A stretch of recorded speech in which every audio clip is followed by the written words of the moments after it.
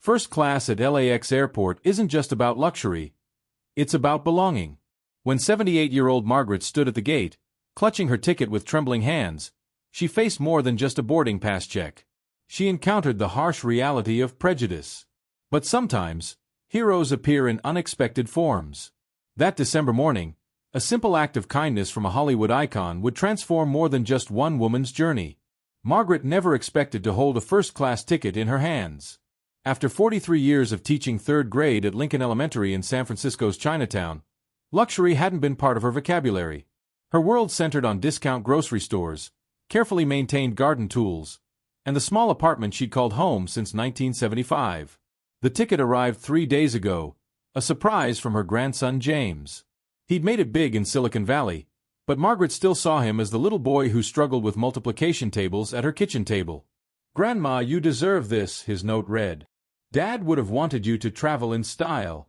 Her son Michael, James's father, had passed away 5 years ago, leaving a void that even her warmest sweater couldn't fill.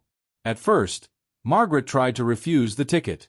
She called James immediately, her voice wavering between gratitude and protest. "Too expensive," she insisted, calculating how many school supplies that money could buy. But James wouldn't hear of it. "You're coming to my wedding in style," he declared. "No more economy class with your bad knee." Her small suitcase contained everything she thought belonged in first class. Her one good dress, navy blue, bought on sale at Macy's 15 years ago, comfortable walking shoes polished to a shine, and the jade pendant her mother had brought from Shanghai. The pendant held special meaning today. It had survived a revolution, an ocean crossing, and decades of careful preservation. Like Margaret herself, it carried history with quiet dignity. The morning of the flight, Margaret woke at 4 a.m., though her departure wasn't until noon.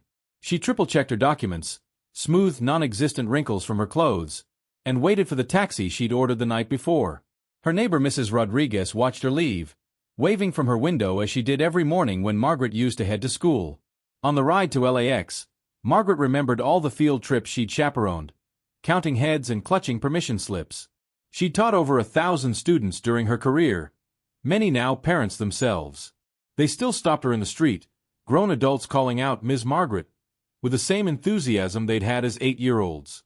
She'd taught them reading and arithmetic, yes, but more importantly, she'd shown them that someone cared about their success. The taxi driver helped her with her suitcase, refusing the modest tip she offered. "Teachers don't pay extra," he said with a smile. "My daughter had you in '92. This happened often. Small kindnesses from former students or their families. A web of connection she'd woven through decades of dedication. But as she walked into the massive international terminal, that familiar world of community and recognition felt very far away. Here, she was just another elderly Asian woman, pulling her worn suitcase toward an unfamiliar gate, about to step into a world she'd never imagined herself belonging to. The first-class check-in counter gleamed under bright airport lights, its polished surface reflecting Margaret's uncertainty. She approached cautiously, her ticket held forward like a peace offering. The attendant behind the counter, a young woman with perfectly styled hair and a practiced smile, glanced at Margaret, then at her worn suitcase, before taking the ticket with manicured fingers. "There must be some mistake," the attendant said, her voice carrying that special tone reserved for those deemed out of place. She tapped her keyboard with sharp clicks, eyes narrowing at the screen. "This is a first-class ticket." The statement hung in the air like an accusation. Margaret nodded, her grip tightening on her purse strap. "My grandson James, he bought it for me. For his wedding in New York." The explanation came out softer than intended, nearly lost in the terminal's steady hum of activity. A line had formed behind her. Margaret felt the weight of stairs on her back, heard the impatient shuffling of expensive shoes against tile. The attendant's smile remained fixed, but her eyes had turned cold. "Do you have any additional documentation? The credit card used for purchase, perhaps?" Heat crept up Margaret's neck. In 43 years of teaching, she'd faced down unruly students, demanding parents, and budget-cutting administrators. But this subtle suggestion that she didn't belong, made her feel small in a way she hadn't since arriving in America as a young woman. "I told you, it was a gift from my grandson." Margaret's voice strengthened slightly, drawing from wells of dignity built over decades. She pulled out her phone, hands trembling slightly as she navigated to James's confirmation email. The attendant barely glanced at the screen. I'm afraid I'll need to speak with my supervisor. She stepped away from the counter, heels clicking sharply against the floor. Margaret stood rooted in place, aware of the muttered comments behind her, the sideways glances from other staff members. A businessman in an expensive suit sighed loudly, checking his watch. A woman in yoga pants whispered to her companion, not quite quietly enough, "Some people just don't know their place." Each word landed like a small stone, building a wall between Margaret and the world she'd dared to step into. Time stretched like cold honey. Margaret thought of her classroom, where she'd taught children that everyone deserved respect, that kindness mattered more than money. She thought of James, successful and generous, who'd wanted to give his grandmother a taste of luxury. She thought of her jade pendant, pressed cool against her collarbone, carrying generations of persistence. The supervisor appeared, a tall man with graying temples and a security badge that read Roberts. He reviewed the ticket, his expression professionally neutral but his tone carrying an edge. "Ma'am, while this appears to be a valid ticket, we have certain protocols for unusual situations. If you'd step aside, we can perform additional verification." Margaret's fingers found her pendant, drawing strength from its familiar contours. Around her, the first-class line had grown, filled with people who looked like they belonged, expensive luggage, designer clothes, confident postures. She stood out in her sensible shoes and carefully preserved dress, a sparrow among peacocks. The supervisor began to explain something about security protocols and passenger profiles, each word carefully chosen to maintain plausible deniability while making the real message clear. "You don't belong here." Margaret felt tears threatening at the corners of her eyes, but she wouldn't give them the satisfaction. She'd faced worse than this and survived. Then, from somewhere behind her, a voice cut through the tension. A voice that carried authority without arrogance, kindness without condescension. A voice that would change everything.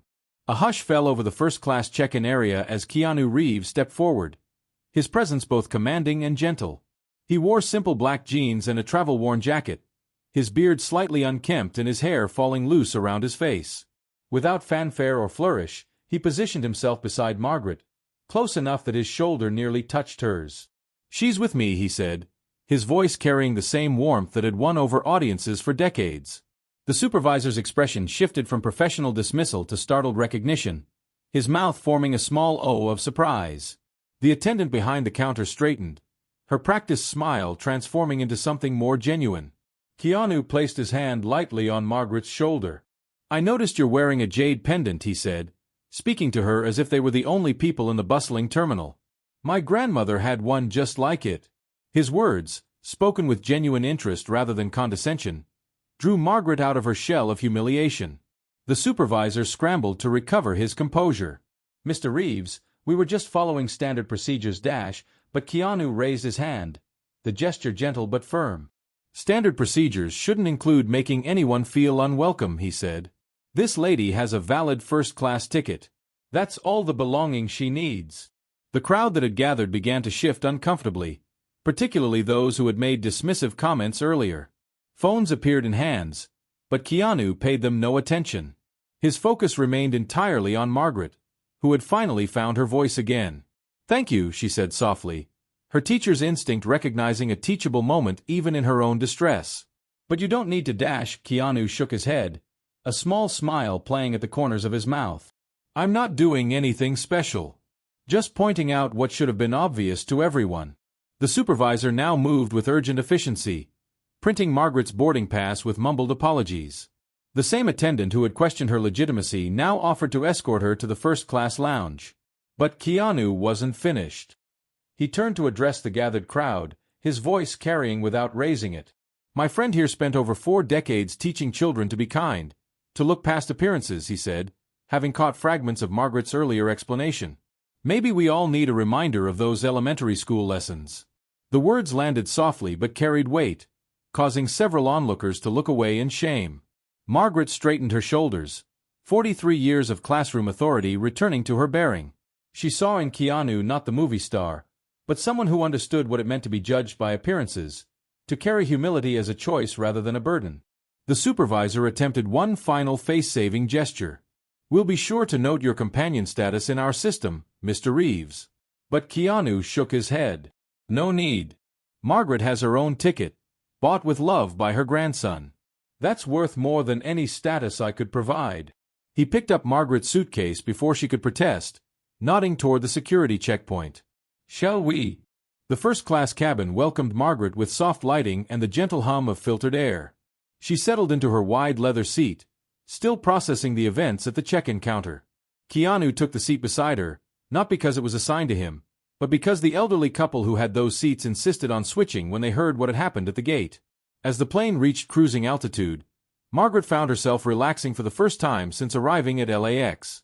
The flight attendant, now almost overwhelmingly attentive, brought her a warm towel and asked about her drink preference. "Just water," Margaret said, then added with a small smile, "though my grandson James says I should try the champagne in first class." "Your grandson's right," Keanu said, accepting his own water. "But there's no rule that says you have to." His comment made Margaret think of all the unwritten rules she'd encountered throughout her life. The careful negotiations of being an immigrant, a teacher, a woman making her way in a world that didn't always welcome her presence. The conversation flowed naturally, neither of them mentioning his celebrity or the incident at the gate. Margaret told him about her teaching years, about watching Chinatown change through 4 decades of morning walks to school. "Children are the same everywhere," she said, smoothing her napkin. "They just want someone to believe in them." Keanu shared stories about his own teachers, particularly a high school drama instructor who'd seen past his dyslexia to recognize his potential. "She never made me feel different," he said. "Just showed me different ways to learn the lines." Margaret nodded, remembering her own students who needed alternative paths to understanding. As meal service began, Margaret discovered that Keanu, like her, preferred simple foods to fancy presentations. They both chose the grilled chicken over the elaborate seafood option, which led to a discussion about their favorite comfort foods. "My mother made the best congee," Margaret said, describing the rice porridge that had sustained her family through hard times. "Food isn't about luxury. It's about memory." The other first-class passengers tried to pretend they weren't listening, but their attention was obvious. A young executive who had rolled his eyes at Margaret during boarding now sat quietly, his expensive noise-canceling headphones unused as he absorbed their conversation about teaching and learning. Mid-flight, Margaret pulled out a small photo album from her carry-on. "I keep this with me always," she explained, showing Keanu pictures of her students through the years. "This one here," she pointed to a grinning boy missing his front teeth. "Now he's a doctor at San Francisco General." And her, a girl with thick glasses and a shy smile, she became a judge. Keanu studied each photo with genuine interest, asking questions about the students and their stories. "You've shaped so many lives," he observed. "That's real influence, not movies or magazine covers." Margaret appreciated how he understood that her pride in her students wasn't boasting, but gratitude for having been part of their journeys. When turbulence hit somewhere over Colorado, Margaret gripped her armrest, her knuckles whitening. Without comment, Keanu began telling her about motorcycle rides through winding canyon roads, about finding peace in moments of uncertainty. His voice, steady and calm, carried her through the rough air until the plane settled again. As the hours passed, other passengers who had witnessed the gate incident came by to apologize, some directly, others through awkward compliments about her jade pendant or questions about her teaching career. Margaret accepted each gesture with the same grace she'd shown her most challenging students, understanding that growth often starts with discomfort. A young flight attendant, during a quiet moment, confided that her grandmother had faced similar treatment at airports. "But she never got to fly first class," she said wistfully. Margaret reached for her hand. "Your grandmother flew first class in her heart," she said. "That's what matters." Keanu, overhearing, nodded in appreciation of her wisdom. As their flight continued eastward, the conversation between Margaret and Keanu deepened beyond surface pleasantries. Margaret shared stories about arriving in America in 1970, barely 20 years old, carrying nothing but a single suitcase and her mother's jade pendant. "People assume struggle makes you bitter," she said, adjusting the pendant at her neck. "But it can also make you more understanding of others." Keanu listened intently, occasionally sharing his own experiences of feeling like an outsider in Hollywood. He spoke about his multicultural background, English, Hawaiian, Chinese, and Portuguese ancestry, and how it had shaped his perspective. "Sometimes not fitting in perfectly anywhere means you can fit in everywhere," he observed, making Margaret smile in recognition of a truth she discovered in her own way. The conversation turned to teaching, Margaret's true passion. She described a particularly challenging student from 1985, a boy who'd arrived from Vietnam speaking no English. The other teacher said he was disruptive, probably needed special education, she recalled. But I saw how he drew beautiful pictures to communicate. Today he's an architect, designing schools. Keanu nodded, understanding the importance of seeing potential where others saw problems. Margaret asked about his movies, not as a fan seeking gossip, but as someone genuinely curious about his work. Acting is teaching too, in its way, Keanu explained. Each role is a chance to help people understand something new about themselves. He described preparing for different characters, how he'd spent time with real people similar to those he portrayed to understand their perspectives. When the topic shifted to James's upcoming wedding, Margaret's eyes brightened. She pulled out her phone to show pictures of her grandson and his fiancée. They met while volunteering at a homeless shelter, she explained proudly. James could have chosen an easier path, with his success. But he remembers the lessons about giving back. Keanu smiled, sharing his own experiences with charitable work, though carefully avoiding mention of specific donations that had made headlines. A flight attendant paused while passing, clearly wanting to join the conversation but maintaining professional distance. Margaret, ever the teacher, gently included her. "What do you think about kindness in your work?" she asked. The young woman, surprised at being addressed, spoke about the challenges of maintaining compassion during long flights with demanding passengers. "Kindness isn't weakness," Keanu added, his voice carrying just enough for nearby passengers to hear. "It's a choice we make every day, especially when it's difficult." Margaret nodded, thinking of countless school mornings when patience seemed in short supply but was needed most. They discussed the changing nature of respect in modern society. Margaret spoke about her students' parents, many working multiple jobs, fighting to give their children opportunities. "Respect isn't about status," she said firmly. "It's about recognizing the dignity in each person's struggle." Keanu shared a story about a custodian on one of his film sets, an elderly man who knew everyone's name and always had an encouraging word. "He understood something many people forget," Keanu said. "Every role matters in creating something meaningful." Margaret thought of Mr. Wong, who had cleaned her classroom for 20 years, teaching her students more about dedication than any textbook. As their conversation continued, other passengers stopped pretending not to listen. A businessman removed his headphones. A young mother with a sleeping baby leaned in slightly. They were witnessing something rare, not just a celebrity being kind, but two people from different worlds finding common ground in their shared humanity. Margaret spoke about retirement, how she still volunteered at her old school twice a week. "The children today face new challenges," she observed. "Social media, climate anxiety, pressure to succeed.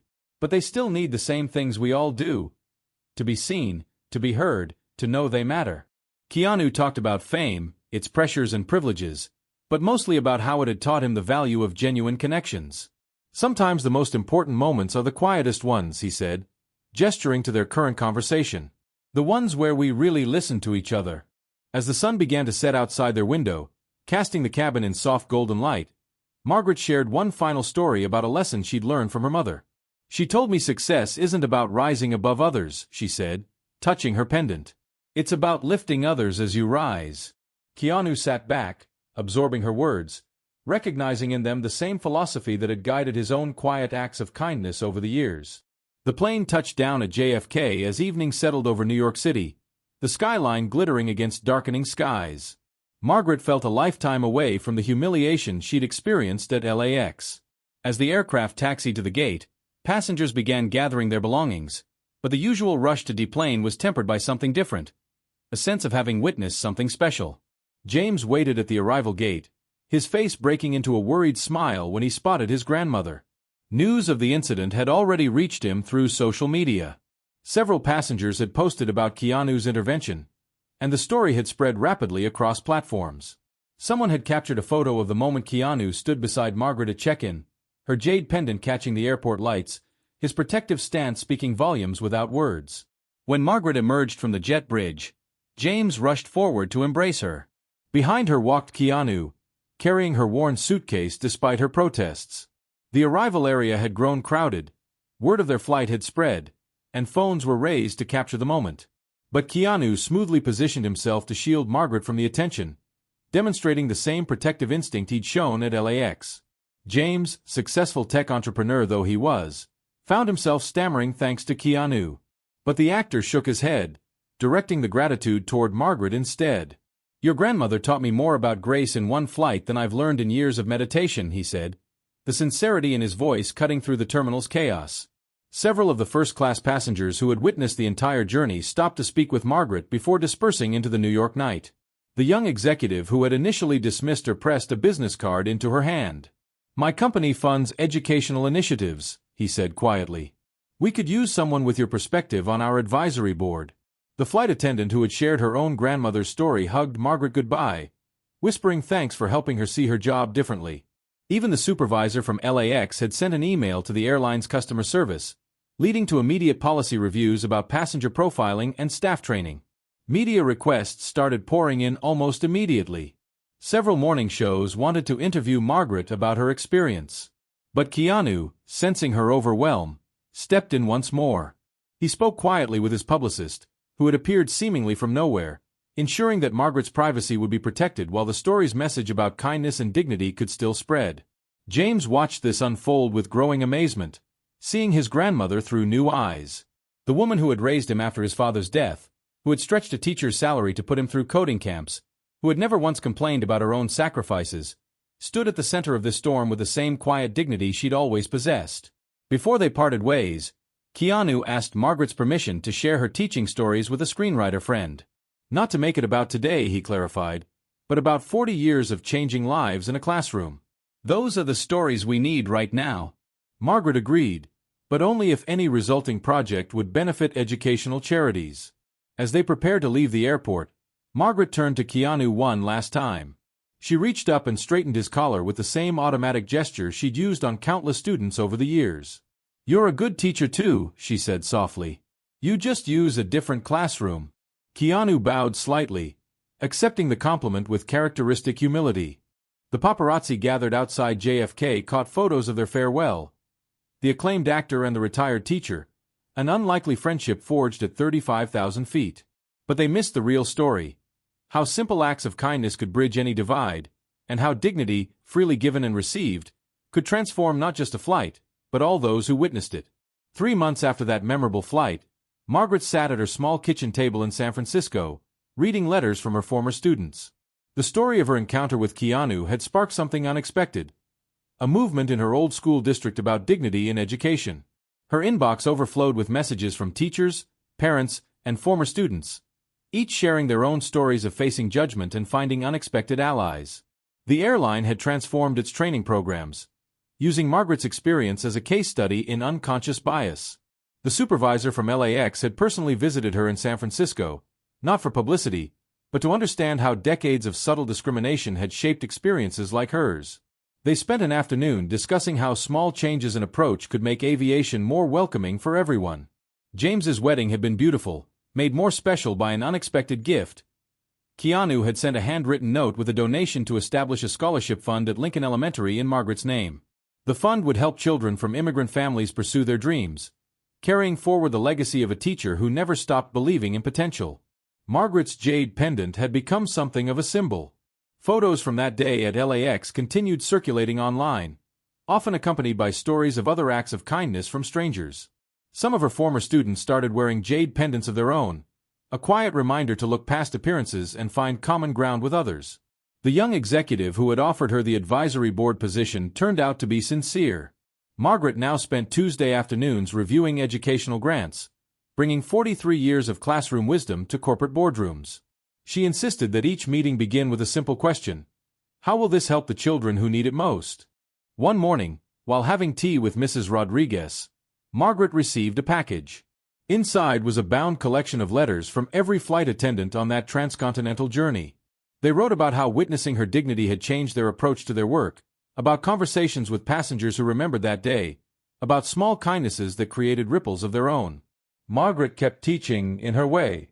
She spoke at new teacher orientations, not about the flight with Keanu, but about seeing the worth in every child, every parent, every person who crossed their paths. A classroom, she would say, is anywhere people come together to learn from each other. The media interest had faded, but the impact hadn't. Margaret's story became part of a larger conversation about respect, aging, and the power of standing up for others. In retirement communities across the country, residents shared their own experiences of being dismissed or underestimated, but also of finding unexpected champions. On her desk sat a framed photo from James's wedding. Margaret dancing with her grandson, her jade pendant catching the light just as it had that day at LAX. Next to it stood a simple card from Keanu that read, "Thank you for teaching me, too." She kept these reminders not of celebrity encounters or viral moments, but of how ordinary kindness could illuminate the extraordinary in everyone. Margaret still flew economy class most times. It was practical, sensible, very much her style. But she carried with her the knowledge that true first-class treatment had nothing to do with the ticket you held, and everything to do with the dignity you gave others. Each time she passed through LAX, she touched her pendant and smiled, remembering how a moment of injustice had transformed into a lesson in humanity that continued to teach.